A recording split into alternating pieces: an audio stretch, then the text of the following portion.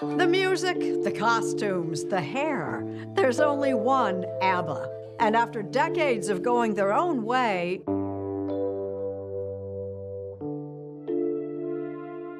For half a century, four faces have defined an entire era of pop music.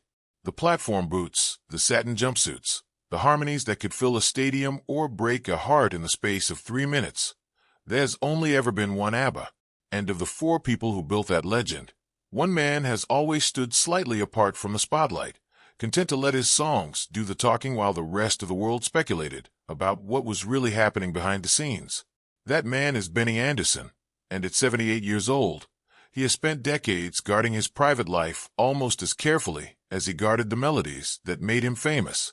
Because behind the glitter, the trophies, and the songs that still fill dance floors today, Benny's story is one of quiet heartbreak, complicated love, and resilience. He lived through a band breakup that stunned the world, a marriage that fell apart in full public view, and years of choosing silence over scandal. Now, later in life, some of that silence has finally lifted.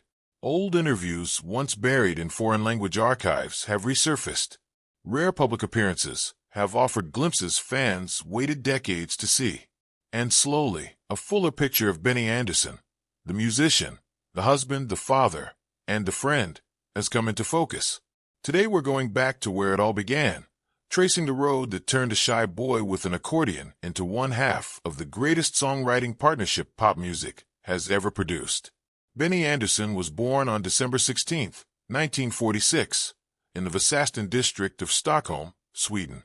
His father worked as a civil engineer, steady and practical, while his mother kept the household running.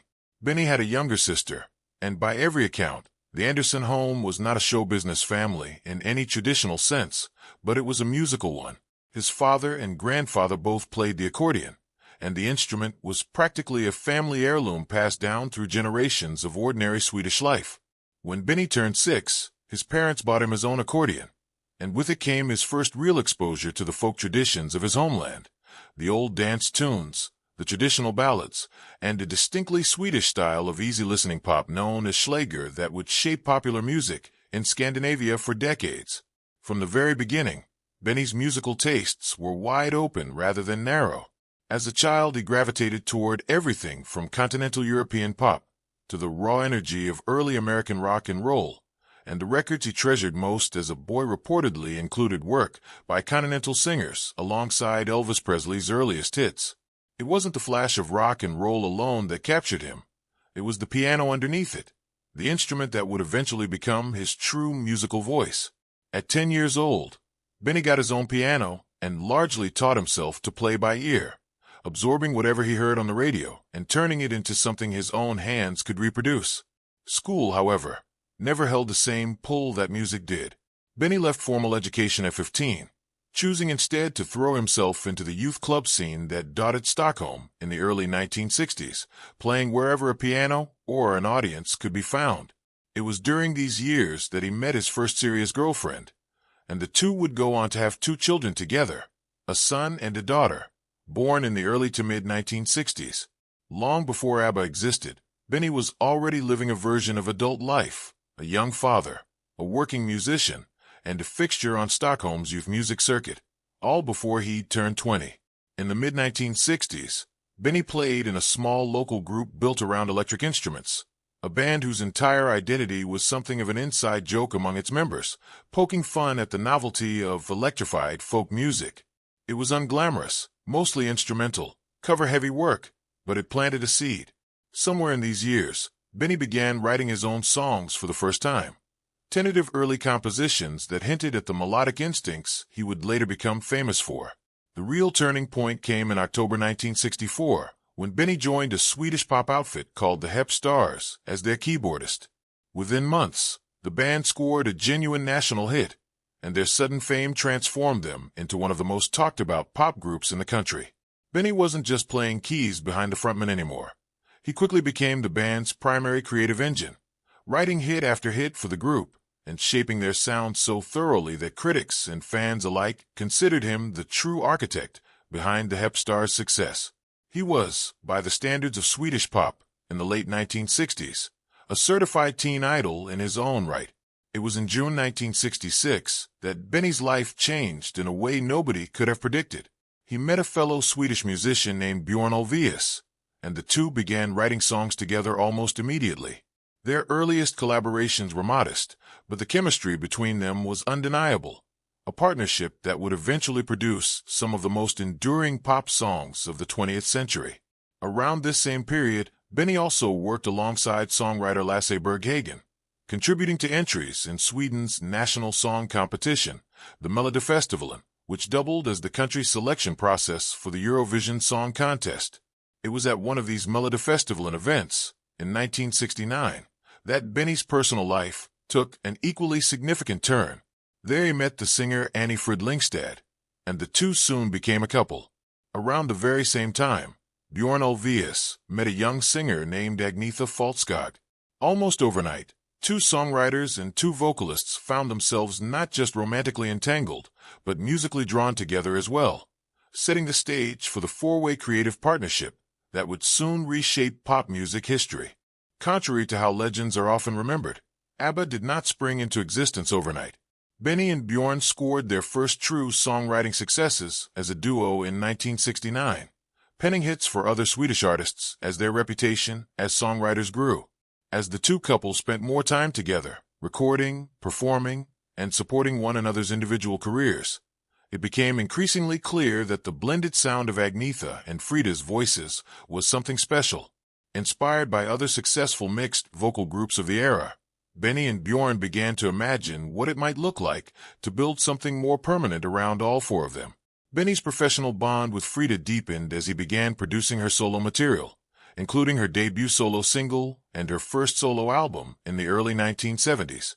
Meanwhile, Frida kept herself busy with Stockholm cabaret performances and live reviews, and Agnetha found success starring in the Swedish production of Jesus Christ Superstar. By the early years of the 1970s, all four had become genuine fixtures of Sweden's music scene individually, each building experience and a following that would later fuel their collective success.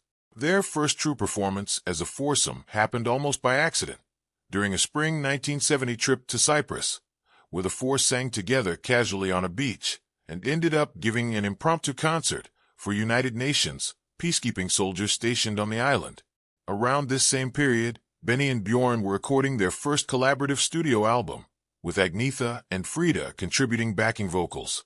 Later that year, the four launched a joint stage show, a cabaret-style act that debuted in a Swedish city that November. The reviews were largely unkind, but one track from the act stood out and became a genuine hit, giving the group its first real taste of chart success as a unit. Through 1971, the four continued collaborating more and more, trading vocal contributions, releasing singles, and slowly blurring the line between two solo artists helping each other out, and one unified group. That same year, Agnetha and Björn married, and their partnership, musical and romantic, deepened further as they began performing regularly together at Swedish folk parks alongside Benny. Behind the scenes, a music industry executive named Stig Andersson, who ran the record label Polar Music, saw enormous potential in Benny and Björn's songwriting and pushed them to keep developing new material with an eye toward international success. After a few competitive near misses in Sweden's national song contest, the group scored an unexpected overseas breakthrough when one of their songs became a surprise top 10 hit in Japan in 1972. The true spark, though, came in June 1972, with the release of a single that featured Agnetha and Frida's voices far more prominently than any of the group's earlier work. It was a modest chart success in Sweden, but it managed to chart in the United States as well, a small but telling sign of what was still to come. By 1973, the group, still performing under the unwieldy combination of all four members' names, entered Sweden's national song contest once again with a new single that would prove to be a turning point in sound and identity. Producer Michael B. Trejto gave the track a dense, layered production style that would go on to define the group's signature sonic fingerprint for the rest of the decade. English-language lyrics were added by outside songwriters to help the song travel beyond Sweden's borders. Although the song only placed third in the national contest and never made it to the actual Eurovision stage that year, It became a hit across parts of Europe and even in South Africa. It was around this same time that their manager, recognizing the marketing problem posed by a four-person band name, began referring to the group by a shorter, punchier label, a name built from the first letter of each member's first name. Permission had to be secured from a Swedish seafood company that had used a similar name for its canned fish products, and by late 1973, the new name had begun appearing on official paperwork. A few years later, the group's now iconic mirrored logo, with one letter reversed, was born almost by accident during a photo shoot, and by 1976 it had become a permanent part of the group's visual identity. In 1974, the group entered Sweden's National Song Contest for what would prove to be the decisive attempt. Their entry was an upbeat, glam-influenced track, and this time the group, now more polished and more confident, won the Swedish election outright before going on to win the entire Eurovision Song Contest that April, performed in English before a massive international television audience.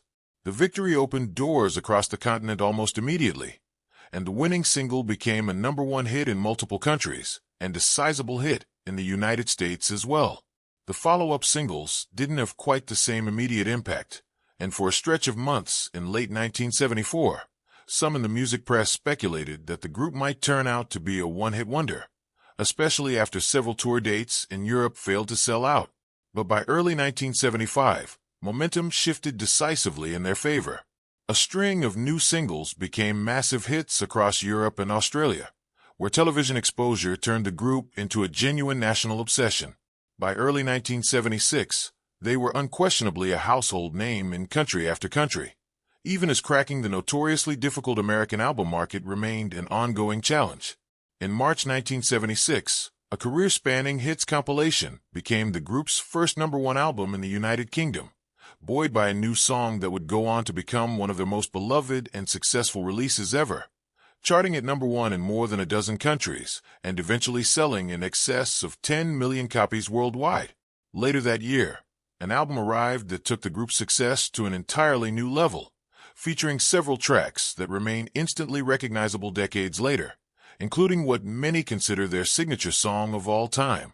By January 1977, the group launched its first major international tour, moving through Scandinavia and across Europe before heading to Australia, where they played to enormous, enthusiastic crowds despite logistical headaches, including severe weather and a bomb threat during one stop. The intensity of that Australian leg was later immortalized in a documentary-style concert film. Before the decade was out, the group released 2 more studio albums, one of which was partly recorded at a famous studio complex in Miami, producing another run of international hits. Late in 1979, the group embarked on a tour of North America, playing to sold-out arenas before continuing on to Europe, including a run of shows at London's Wembley Arena. In 1980 came what would prove to be their final major tour, a series of sold-out concerts in Japan. That same year, the group released one of its most emotionally resonant singles yet, a ballad widely believed by fans and press alike to reflect the very real breakdown of Agnetha and Bjorn's marriage, although both members always maintained publicly that the lyrics weren't strictly autobiographical. Later that year, another single broke UK pre-order records and became the group's final #1 hit in Britain. Around the same period, the group also recorded a full album of Spanish-language material, which became enormously popular across Latin America and opened up an entirely new international audience for their music. By January 1981, the 4 members' personal lives were shifting in ways that would soon reshape the group forever. Just weeks into the new year, Benny and Frida announced that they were divorcing, revealing publicly for the first time that their marriage had been difficult for some time. It also became known that Benny had already met the woman he would go on to marry later that same year, a Swedish television producer. Despite the personal upheaval, Benny and Bjorn kept writing together, and by the spring the group was back in the studio recording new material and filming a television special. The album that resulted was noticeably more mature and somber than the group's earlier work, tackling themes of failed relationships, aging, and political tension, rather than the buoyant pop optimism of years past. Its lead single became the group's final #1 hit in Germany and their last top 3 hit in the UK, and another track from the album became their final American top 40 hit. treating themes of separation with a more hopeful tone than the rest of the record. With Benny and Frida's divorce now a matter of public record, speculation about tension within the group only intensified. In the spring and early summer of 1982, the four attempted to write and record a new studio album, but the sessions proved difficult, and only a handful of tracks were ever completed to the group's satisfaction.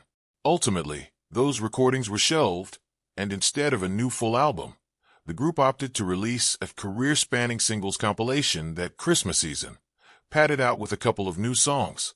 One of those new tracks became a substantial European hit, while the compilation album itself topped the charts in several countries. Another new single, released that same period, would end up being the very last the group ever issued before quietly disbanding.